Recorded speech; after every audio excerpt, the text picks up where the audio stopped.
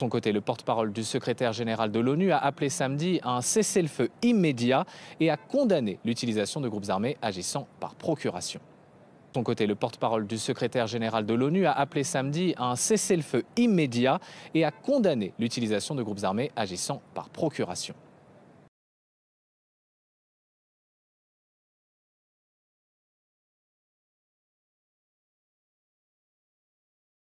Sur les réseaux sociaux, sur le hashtag débat France 24. Avant de démarrer ce débat, eh bien, on va d'abord regarder ce sujet en images qui fait un point justement sur cette menace que met à exécution finalement Boris Johnson, cette politique migratoire, cet accord entre le Rwanda et le Royaume-Uni. C'est donc Claire Bonichon, c'est tout de suite. Cet hôtel de Kigali s'apprête à accueillir le premier groupe de demandeurs d'asile expulsés du Royaume-Uni. En les envoyant au Rwanda, à 6000 km de là, le gouvernement de Boris Johnson entend ainsi dissuader les traversées illégales de la Manche. C'est un point essentiel de notre stratégie pour briser le modèle économique de ces gens épouvantables. Ces trafiquants qui font commerce de la détresse. Et les gens payent souvent de leur vie. Depuis le début de l'année, plus de 10 000 migrants ont traversé illégalement la Manche pour atteindre les côtes britanniques.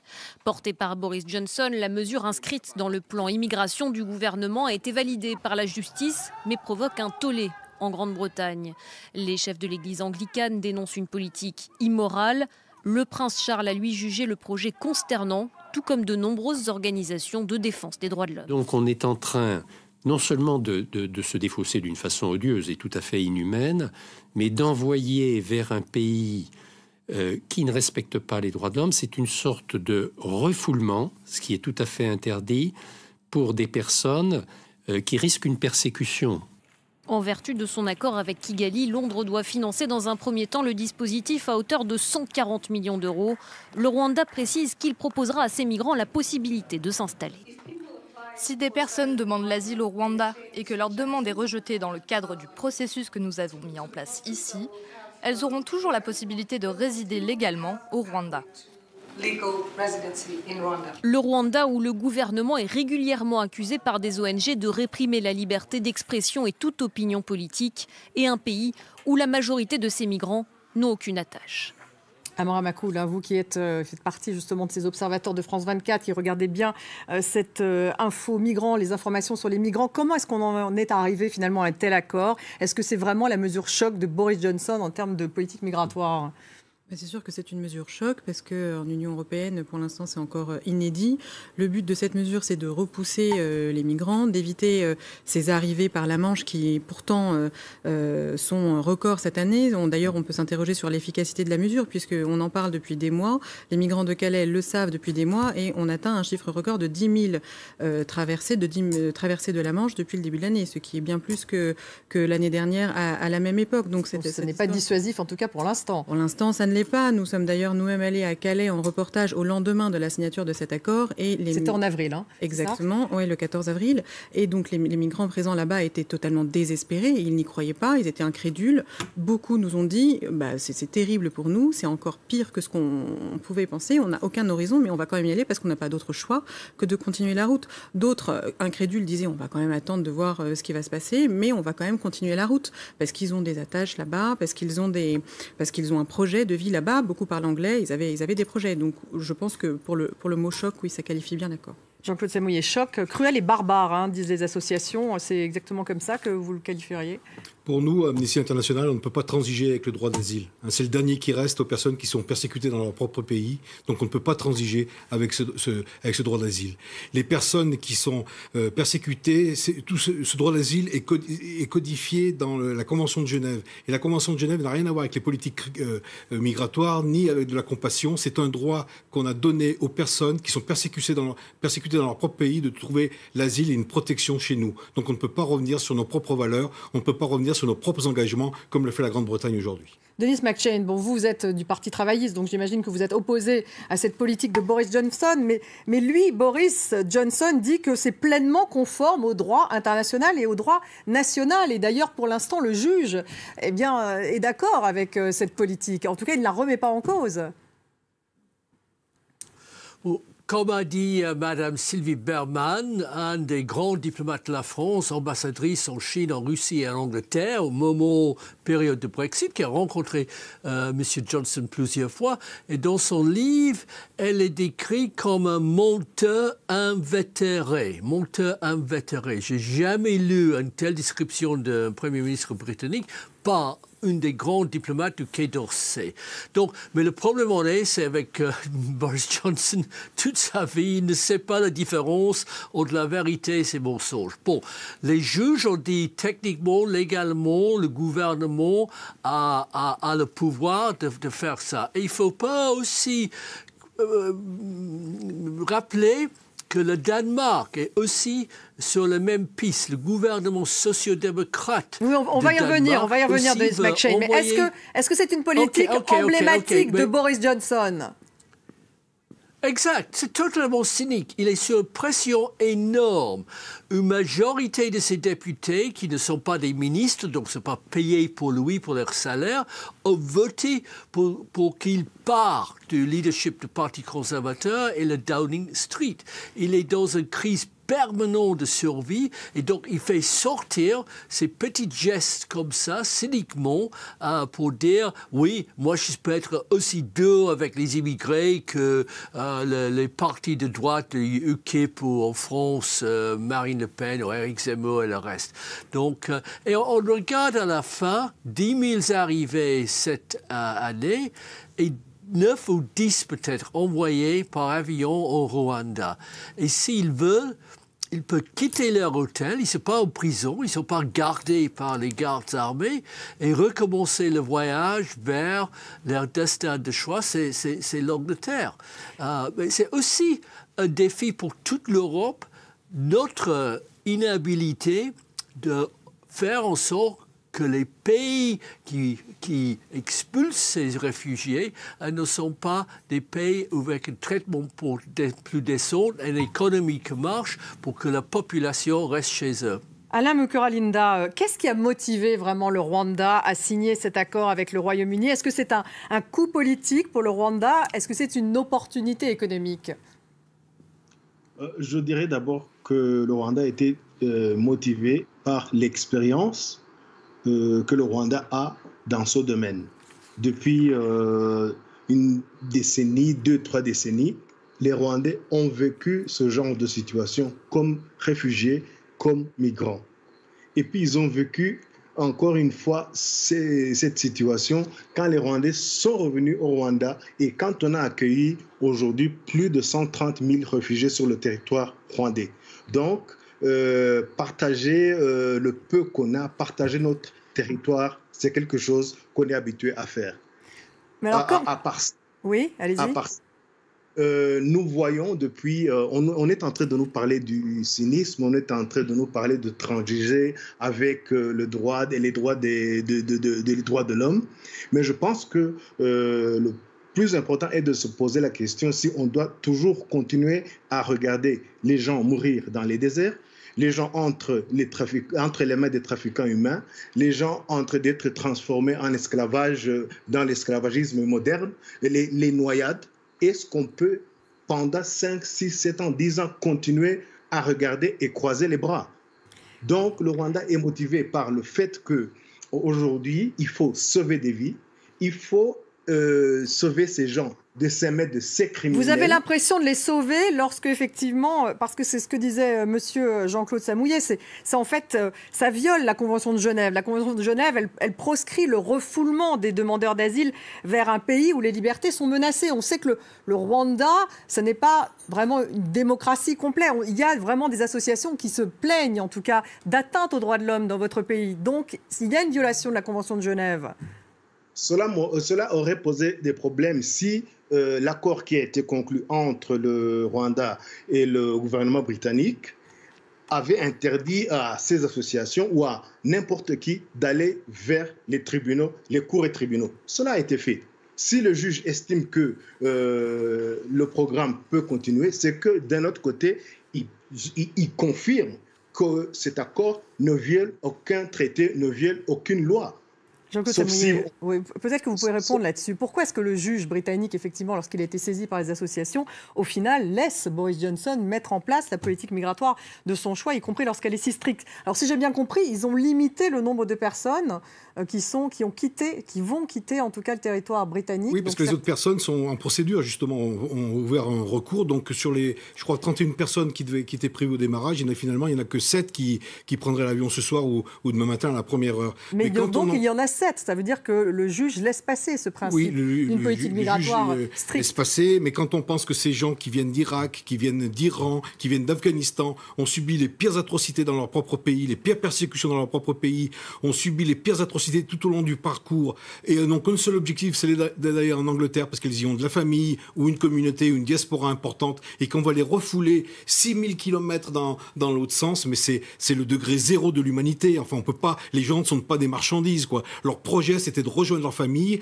et là, plutôt que de mettre en place des voies légales et sûres pour que les gens puissent bénéficier, puis faire valoir leur droit à une protection internationale, on les renvoie comme une simple marchandise à 6000 km de leur but, de leur famille, de leur communauté. Alain Mukuralinda, vous peut-être répondre justement à ce que vient de dire Jean-Claude Samouillet. Je suis désolé, à écouter la personne avec qui on est en train de battre, on dirait qu'on envoie ces gens à la mort. On n'envoie pas ces gens à la mort. On les envoie dans un pays sécurisé. On les envoie dans un pays, oui, c'est un pays pauvre, mais c'est un pays pauvre qui est prêt à participer à une solution pour résoudre ce problème de migrants qui dure si longtemps, alors que ces organisations internationales, alors que ces gouvernements n'ont rien fait. Aujourd'hui, le Rwanda et le gouvernement anglais, ils sont prêts à essayer de nouvelles solutions. Ils sont prêts à essayer de nouvelles façons de faire pour résoudre le problème. Moi, j'accepte les critiques. Moi, j'accepte les débats. On accepte même que les dossiers soient amenés devant les juges. Mais quand la décision a été prise, laissez au moins ceux qui sont prêts à essayer de nouvelles choses, à les mettre en pratique. Ne critiquez pas sans proposer d'autres solutions. Jean-Claude Samouillet, effectivement, il y a peut-être un déficit de propositions du côté du Royaume-Uni. Mais le Royaume-Uni est signataire et a ratifié la Convention de Genève. Le Royaume-Uni doit proposer l'asile aux personnes qui sont arrivées sur leur territoire et non pas les renvoyer à 6000 km. Ceci étant, il y a déjà eu une expérience avec Israël qui refoulait des Érythréens au Rwanda. On a documenté des faits que ces gens-là étaient affamés, ne vivaient pas dans de bonnes conditions, étaient parfois menacés d'être renvoyés en Érythrée où on sait que c'est la mort qui les attend. Donc les conditions ne sont pas réunies pour une vie digne au Rwanda. Et de toute façon, l'Angleterre ne peut pas se déjuger. L'Angleterre ne peut pas renoncer à ses engagements internationaux. Ils doivent donner l'asile aux personnes qui ont droit, encore une fois, c'est un droit, et qui sont arrivés sur leur territoire. Denis McShane, manifestement, quand on entend Jean-Claude Samouillet, on pourrait se dire que l'Angleterre, justement, viole à la fois la Convention de Genève, le droit international, et pourtant, dans votre pays, on peut mettre en place une telle politique, puisque même le juge l'accepte. La juge accepte ce que c'est fait est légal sur la loi britannique. Je ne le défends pas. On va continuer les procédures et les juges ont aussi dit que si quelqu'un fait quelque chose de méchant vers un des 7 qui sont en train d'arriver ou sont déjà arrivés, ils peuvent revenir tout de suite en Angleterre. Donc on a un homme tollé et je crois dans quelques mois, on va voir que cette politique est un échec total. Bien sûr, le Rwanda a obtenu quelques livres sterling, et pas mal est lié 120 millions de livres sterling, il faut rappeler. Oui. C'est important pour un pays pauvre rwandais, mais je ne pense pas que l'économie et l'avenir du Rwanda peut fonctionner en se développant, en se changeant dans un énorme camp pour chaque pays européen ou israélien ou je ne sais pas d'où qui veut renvoyer les réfugiés pour être processés. C'est-à-dire que la procédure continue. Les gens peuvent avoir accès à leurs avocats. Moi, quand j'étais député, j'avais des mille, c'est pendant la guerre des Irak, Afghanistan, des habitants de ma ville, ma circonscription, et chaque dossier de 200-300 pages traité laborieusement par le ministre de l'Intérieur et les avocats Et ça prend des années et des années. Oui, en attendant, il y en a quelques dizaines qui partent ce soir, les... Denis McShane. Il y en a quelques dizaines qui partent ce soir, a priori. Oui, je pense que c'est... Et votre ministre dit que de toute façon, ce n'est qu'un premier vol, qu'il y en aura d'autres, et qu'il faut mettre en place le principe. Oui, elle doit dire tout ça. C'est exactement au moment quand la France pensait qu'il est submergé par les plombiers de Bulgarie. Et Nicolas Sarkozy a donné une prime de président à l'époque de 300 € à chaque Bulgare qui veut rentrer dans son pays. Donc, et les Romains aussi, ils ont tous pris les 300 €, pris le bus pour Bucarest et tout de suite acheté un nouveau billet pour revenir en France. Donc c'est toujours l'absurdité. Donc c'est ces absurde, gestes ce que vous dites. politiques par les politiciens cyniques.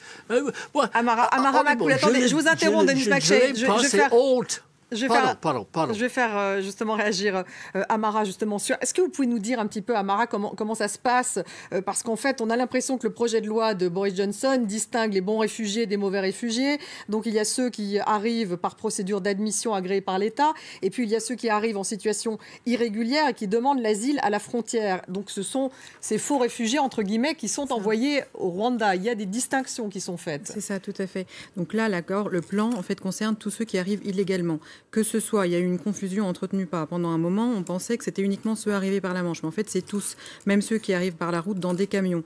Donc tous ceux arrivés illégalement et uniquement les hommes seuls. On ne sait pas exactement quels critères de sélection il y aura, mais on sait que ce seront des hommes seuls, donc pas de mineurs, pas de femmes, pas de familles, qui seront envoyés au Rwanda. Et puis finalement, Priti Patel a été un peu plus claire puisqu'elle a dit que la grande majorité de ces migrants demandeurs d'asile arrivés de manière illégale au Rwanda seraient concernés par leur envoi. Et le programme, en fait, prévoit que c'est le Rwanda lui-même qui va instruire la demande d'asile, donner l'accord ou non, et proposer, même à ceux qui seront déboutés, donc ça c'est quand même rare, dans un pays qui déboute, où quelqu'un pourrait être débouté du droit d'asile, mais quand même rester légalement dans le pays, séjourner et travailler. Donc en fait, réellement, on leur propose de vivre, d'avoir un projet de vie au Rwanda, après l'instruction de leur demande d'asile là-bas. Ils ne pourraient jamais revenir en Angleterre. C'est bien pas une externalisation de l'instruction, mais de toute la demande, de la prise en charge. Est-ce que ça fait partie quand même de ce qu'on peut appeler une politique d'externalisation des réfugiés, comme ça peut, totalement. Ça peut se pratiquer par exemple en Australie ou ça peut se pratiquer en Israël, c'est ça? Totalement. Ça rejoint cette idée-là? Tout à fait. Moi, ce que je voudrais dire, c'est quand même, en matière d'asile, il n'y a pas d'arrivée irrégulière. Hein, par tout moyen, on peut demander arriver dans un pays, par tout moyen, y compris irrégulièrement pour faire une demande d'asile. Donc il ne faut pas qu'on se laisse entraîner dans ce débat des arrivées irrégulières ou des arrivées illicites ou illégales. En matière d'asile, toute personne a le droit d'arriver sur un territoire, quel que soit le moyen, pour faire sa demande d'asile. Alain Mukuralinda, j'ai lu d'ailleurs que 40% de la population rwandaise vit encore sous le seuil de pauvreté. Et il y a un certain nombre de personnes qui, chez vous, critiquent d'ailleurs cet accord en disant que c'est déjà un pays extrêmement densément peuplé, que les terres sont même insuffisantes. Donc, finalement, c'est les 120 millions de livres sterling payés par la Grande-Bretagne qui, je veux dire, cet appât du gain peut-être qui vous fait signer ce type d'accord? Non, je ne pense pas que ce soit cet appât du gain qui fasse signer l'accord, parce qu'on a déjà accueilli des réfugiés, alors qu'aujourd'hui, à ce moment-là, quand on les accueillait, il n'y avait pas un financement derrière. Comme je vous l'ai dit au début, aujourd'hui, nous avons plus de 130 000 réfugiés sur le territoire rwandais. Et ceux qui critiquent aujourd'hui, ici à l'intérieur du pays ou à l'extérieur, n'ont jamais critiqué quand on accueille plus de ces 100 000 réfugiés. Je ne vois pas aujourd'hui pourquoi ça devrait poser des problèmes. Oui, manifestement, il y a une différence, pardonnez-moi, parce que d'après ce que j'ai lu, le Haut Commissariat des Nations Unies pour les réfugiés, en fait, il connaît cette espèce, ce Rwanda qui héberge un certain nombre de réfugiés, mais là, il dit très clairement, le HCR, qu'il n'est pas du tout favorable à la politique que met en place Londres, d'externaliser de cette façon-là dans un autre pays, c'est-à-dire de rejeter la responsabilité entière, finalement, de ces réfugiés à un autre pays. C'est ça qui est surprenant. Quand les gens sont en train de mourir, comme je l'ai dit dans les déserts, en traversant le désert, quand les gens sont en train de se noyer, quand les gens sont en train d'être exploités, toutes ces organisations ne font pas le même bruit qu'ils sont en train de faire aujourd'hui. C'est surprenant. Aujourd'hui, les gens sont en train de mourir depuis 10 ans, il n'y a pas de bruit. Maintenant qu'on essaie de trouver une autre solution, on commence à crier alors qu'on ne propose rien. Alors Jean-Claude Samouillet, évidemment, réagit parce que eux, comme association, évidemment, qu'ils réagissent toujours lorsque ce type d'accident arrive. Que ce soit Amnesty International ou que ce soit d'autres ONG, on est vent debout contre la politique, contre le fait que l'Union européenne se soit érigée en forteresse et empêche toutes les personnes de venir faire valoir leurs droits à l'asile sur son territoire. Donc on ne peut pas dire qu'on ne fait rien. On est vent debout, on s'insurge contre les milliers de morts en Méditerranée, on s'insurge devant les murs qui s'érigent un petit peu de partout. Il faut que tout est fait pour dissuader les gens à venir déposer leur demande d'asile en Union européenne, sur le territoire de l'Union européenne ou en Angleterre, et nous sommes vent debout contre ces décisions. Encore une fois, le droit d'asile, on ne peut pas transiger avec le droit d'asile. C'est la protection des gens qui sont persécutés chez elles. Donc ça, c'est vraiment notre travail quotidien, si je puis dire. C'est vrai que ça met en question, encore une fois, la politique européenne face à la politique migratoire européenne qui n'existe pas vraiment. On a parlé de quotas. Il y a un accord qui a été passé avec la Turquie pour justement faire en sorte que la Turquie garde les réfugiés syriens. Donc, effectivement, on se retrouve avec ce type de proposition de Boris Johnson face peut-être à un manque du côté européen. Mais tout à fait. Alors déjà, il n'y a pas que la Turquie, il y a beaucoup de pays qui cherchent à, sans externaliser officiellement le traitement des demandes d'asile, qui cherchent à contourner le droit d'asile. On pense notamment à l'accord UE-Turquie, mais aussi on peut penser à l'accord passé entre l'Italie en 2017 avec les gardes-côtes libyens qui n'ont cessé via l'UE de les armer, de les financer pour qu'ils retiennent et qu'ils interceptent en mer les migrants qui prennent les bateaux depuis la Libye pour arriver en Italie. On peut penser à l'Espagne avec le Maroc aussi, qui via l'UE inonde le Maroc d'argent pour qu'ils retiennent les migrants qui arrivent en Espagne. On peut penser également maintenant au Danemark, qui va peut-être être le prochain sur la liste à adopter une politique de la sorte, à externaliser, notamment avec le Rwanda, les demandeurs d'asile. Alors le Danemark, depuis longtemps, mène une politique anti-migrants. Depuis 2019 et son arrivée au pouvoir, la première ministre social-démocrate dit franchement que son objectif est le zéro demandeur d'asile.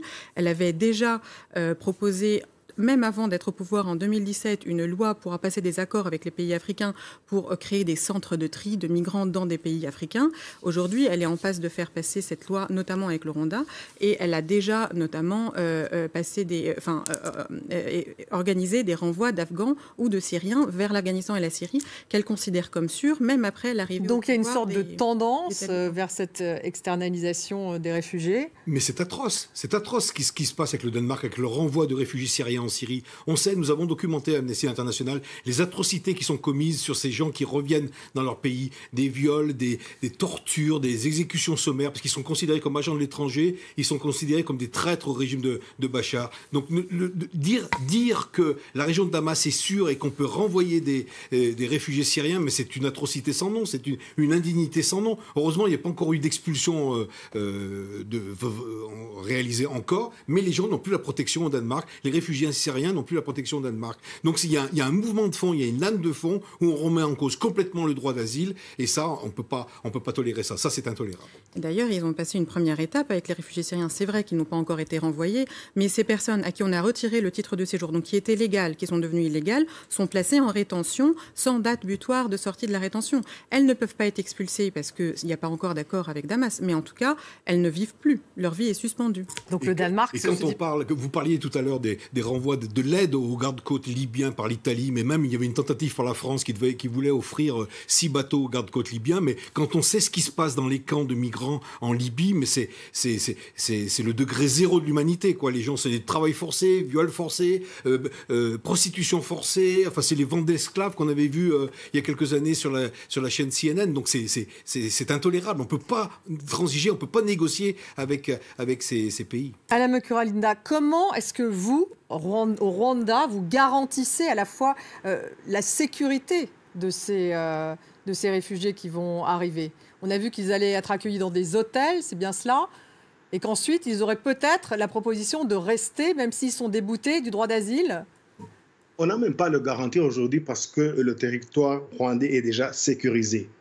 Aujourd'hui, je pense que les temps ont changé. S'insurger, s'indigner, s'opposer ou s'offusquer ne suffit pas.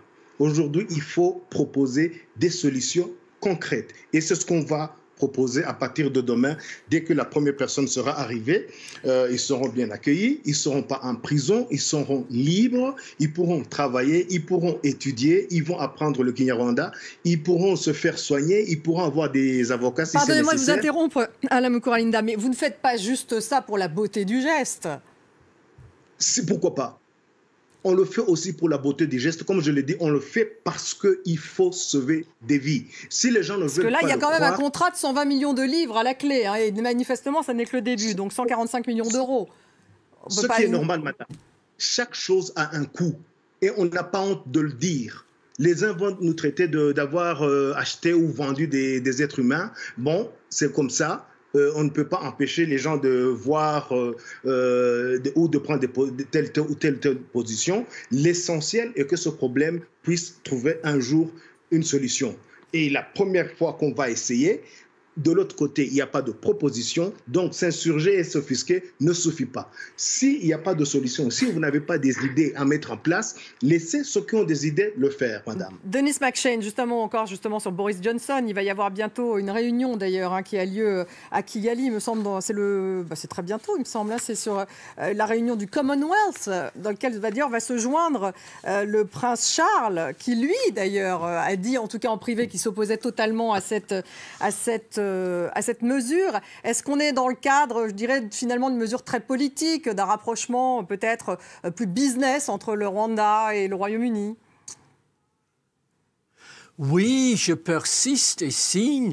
Quand vous parlez de notre cher Premier ministre, le cynicisme est toujours très, très actif et présent. Mais regardons l'Australie. Là, le Parti travailliste australien de la gauche vient de remporter les élections. Ils ont chassé Boris Johnson australien, Scott Morrison, le Premier ministre très droitiste.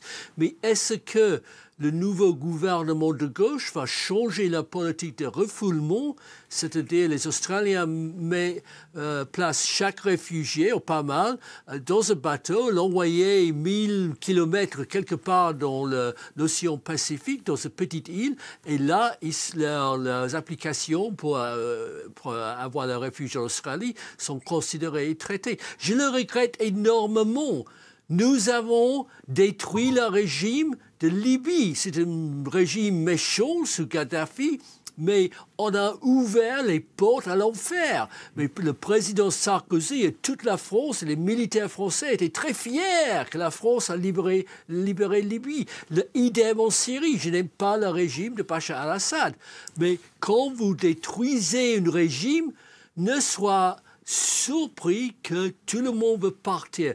Parmi eux, des réfugiés qui sont maltraités, mais aussi énormément de gens qui nous regardent chaque jour à la télé, sur Facebook, sur Spotify, et voient la belle vie chez nous par rapport à l'enfer de leur vie en les pays africains, en Syrie, en Libye. Donc, je le regrette énormément, mais aussi, il faut être adulte, parce que chaque fois que ces politiques surfacent, le seul gagnant, c'est Marine Le Pen, Éric Zemmour, Matteo Salvini en Espagne et tous les droitistes de l'Europe. Et surtout chez nous, Brexit était directement lié à l'arrivée des gens venant de l'étranger pour des raisons différentes. Donc, on ne peut pas être simplement angélique, faire des condamnations, prêcher contre tous les méchants sans avoir une position politique et adulte. Comment organiser cette flux des immigrants, réfugiés, tout confondus, avec une approche plus intelligente et dire simplement... C'est une question morale, il faut accepter tout le monde qui veut venir. Ah oui, moralement, je suis avec cette position. Une politique raisonnable. Alors, vous parliez... élu, ça passe pas. Denis McShane, vous parlez de l'Australie justement. Ouais. C'est un pays qui a adopté ce type de politique, donc d'externaliser ses réfugiés dans 2 îles, en l'occurrence en Papouasie-Nouvelle-Guinée. Ça fait depuis les années 2000 en fait qu'elle pratique cette politique migratoire très stricte. On va écouter notre correspondant en Australie justement, Grégory Place, qui nous en parlait il y a quelques instants. ceux qui la défendent vous diront bien sûr que oui. Ils feront remarquer notamment qu'il n'y a quasiment plus aucun migrant qui meurt en mer en tentant de rejoindre Christmas Island. Christmas Island, c'est une île qui se trouve à quelques centaines de kilomètres seulement de l'Indonésie et qui, si vous voulez, est un petit peu le Lampedusa australien, la porte d'entrée pour un certain nombre de candidats à l'immigration. Donc ceux qui défendent cette politique estiment non seulement qu'elle a permis de réduire significativement les arrivées illégales par bateau, mais aussi de mettre un coup au trafic des passeurs, etc., etc. Le revers de la médaille, bien sûr, ce sont les conditions de détention dans ces centres donc ouverts en 2013 à Nauru et en Papouasie-Nouvelle-Guinée, conditions de détention qui ont été à de multiples reprises critiquées par des organisations internationales. On sait qu'il y a eu un nombre très important de suicides, des abus sexuels, des violences également infligées à ces immigrés illégaux qui, en fait, dans la plupart des cas, sont des demandeurs d'asile tout à fait légitimes et qui peuvent être retenus dans ces centres pour une durée illimitée. Leur seule assurance étant qu'ils ne pourront jamais mettre les pieds en Australie. Et la personne qui a sans doute le mieux incarné cette politique extrêmement stricte, eh bien, c'est l'ancien Premier ministre Scott Morrison. Il avait même dans son bureau une sorte de petit trophée en forme de bateau avec écrit dessus « Je les ai arrêtés ». C'était un souvenir de l'époque où il était au ministère de l'Immigration. Alain Mukuralinda, il y a beaucoup de questions de tweetos autour justement de cette problématique de la sécurité. On vient d'écouter notre correspondant en Australie. Finalement, l'Australie s'en débarrasse en Papouasie-Nouvelle-Guinée. Et puis là, elle ne contrôle plus rien. Comment, encore une fois, comment est-ce qu'à Kigali, on pourra être sûr que ces réfugiés seront bien traités, qu'on ne leur imposera pas certaines choses, qu'ils ne seront pas réprimés? Est-ce qu'il y aura des accès peut-être à des observateurs internationaux? Enfin, quel sera le contrôle? À Kigali, au Rwanda, ces migrants, ces réfugiés seront libres. Ça, c'est déjà la première différence avec ce qui se passe en Australie. Ils ne sont pas emprisonnés, ils sont dans des hôtels où leurs dossiers vont être traités. Quand ils sauront quelle est la situation de chaque personne, soit réfugié, soit migrant, à ce moment-là, il devra aller cohabiter, s'intégrer parmi la population rwandaise. Donc, celui qui a ses papiers, celui qui a appris le Kinyarwanda, le français, l'anglais, qui veut étudier ou qui veut travailler, il va pouvoir se mouvoir comme il veut. Ça n'a rien à voir avec ceux qui sont en Australie, qui sont enfermés. Donc, il faut tout simplement respecter la loi, la législation rwandaise. Celui qui va commettre un crime, il sera poursuivi comme tout Rwandais qu'il fait et il sera défendu par les avocats qui sont... on a un barreau ici avec plusieurs avocats qui sont compétents.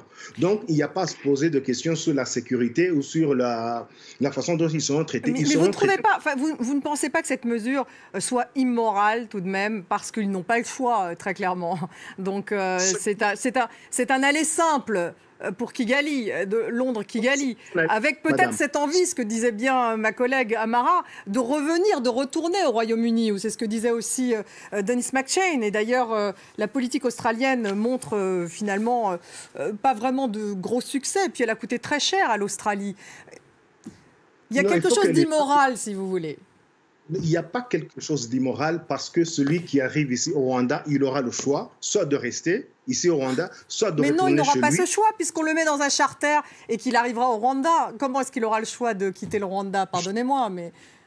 Je vous dis qu'il aura le choix de rester au Rwanda, soit de choisir un autre pays si ce pays l'accepte.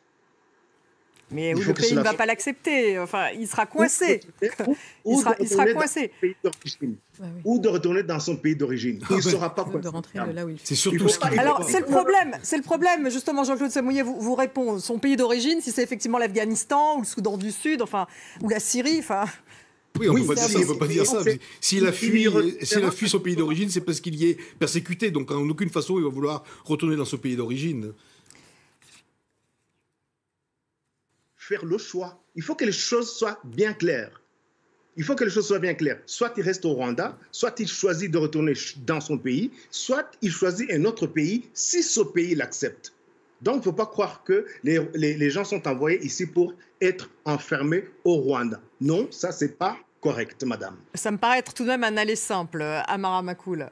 C'est tout à fait un aller simple, puisque le pays d'origine n'est plus une option s'ils l'ont fui de base. Ils ne peuvent pas y retourner. D'ailleurs, même quand on est réfugié, quand on devient réfugié dans un pays, on ne peut pas retourner dans son pays d'origine. C'est le seul endroit où on ne peut plus aller, d'ailleurs, parce qu'on y craint des persécutions. Et puis, un tiers pays qui pourrait les accepter, justement, toute l'Union européenne cherche à les repousser. Donc, je ne vois pas comment ils pourraient trouver un tiers pays, à part le Rwanda, qui pourrait les accepter. Donc, les deux options n'ont pas l'air d'en être.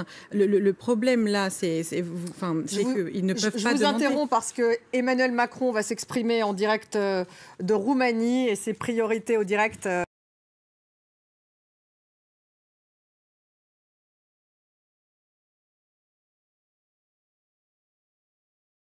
twongeye kubasuhuza abakunzi ba Igisovu Kibuye TV, mugire amahoro ya Nyagasani. Turi ku rugamba aho turwana kandi duhanganye n'agatsiko k'amabandi, agatsiko kemeje gukora ibintu byose nta gutekereza ku banyarwanda, nta gutekereza ku bandi bantu. Umuntu arakoze urugendo rw'amaraso yigereye i Londres mu Bwongereza, mugiye kumufata mu mujyane ngo mu Rwanda.